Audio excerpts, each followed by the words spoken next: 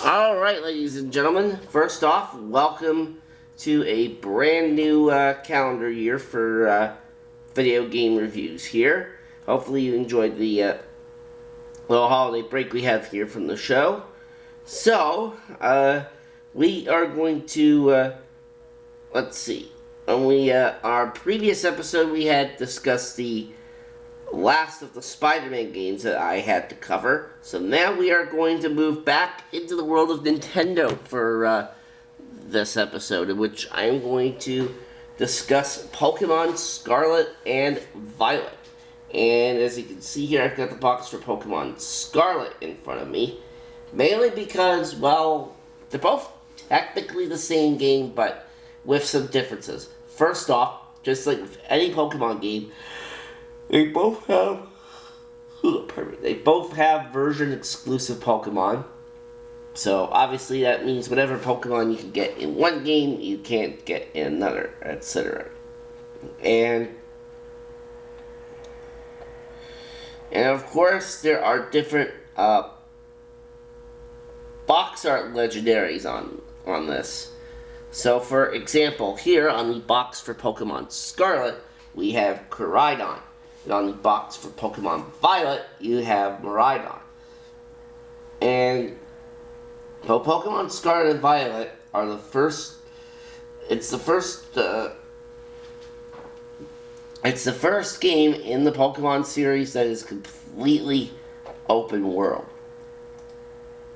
Now, of course, if you're a Pokemon fan like myself, then and you would definitely enjoy these games. Alright, so, both this and Pokemon Violet, they take place in the Paldea region. And, yeah, it is, in the Paldea region, from what I've, seen in the game,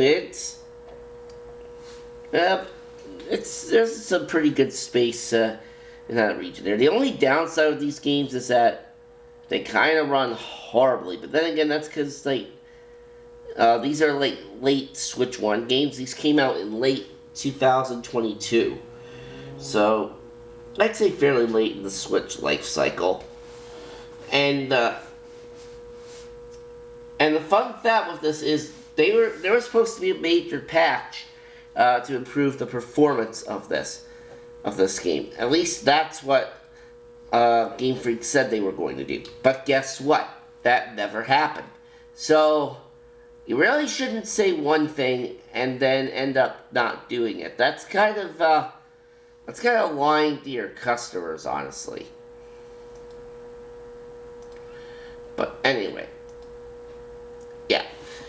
So, the version exclusive Pokemon is kind of really the only difference between Scarlet and Violet.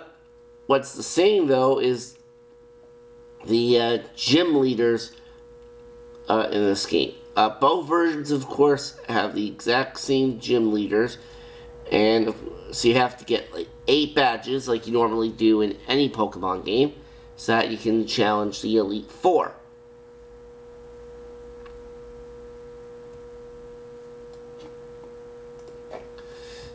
And, of course, not only that, there's other things you can do in this game as well, not just the story. There's online battles, you can do trades. So, in a way, there are some live service elements for this game, but faithfully you don't have to, pay, any extra money for them. Now, of course, years down the line, the online battling and trade functions in this game probably won't work anymore. But we don't have to worry about that right now. So, yeah, I would say the story for this game, I would say it's fairly decent. Still, I mean, it may not run the best, but it's still a solid Pokemon game. Oh, and then let's not forget that after the main story, there is another part of the game that you can do. You can go to Kitakami, yes, there's two DLCs. There's Kitakami, where of course you have, which heavily features Kieran and his sister. And then there's another DLC where you go to the Blueberry Academy, where you can get Pokemon from past games, including all the starter Pokemon. So that is definitely pretty cool.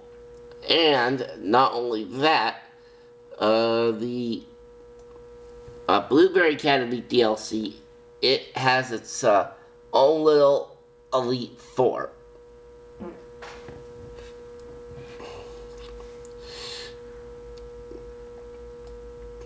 So that part is definitely pretty cool. But that Elite Four, though, in that game is definitely more difficult than the it's definitely more difficult than the regular Elite Four in this game. So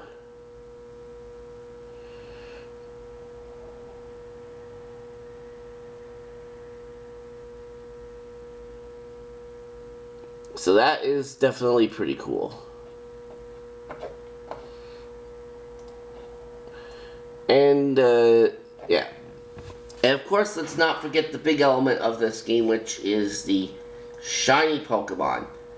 And although the chances of encountering those like normal are pretty low, although I have gotten a few shinies in this game. So that is definitely pretty helpful. Alright. Yeah.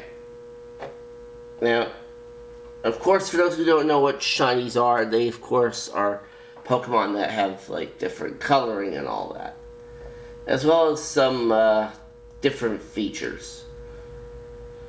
So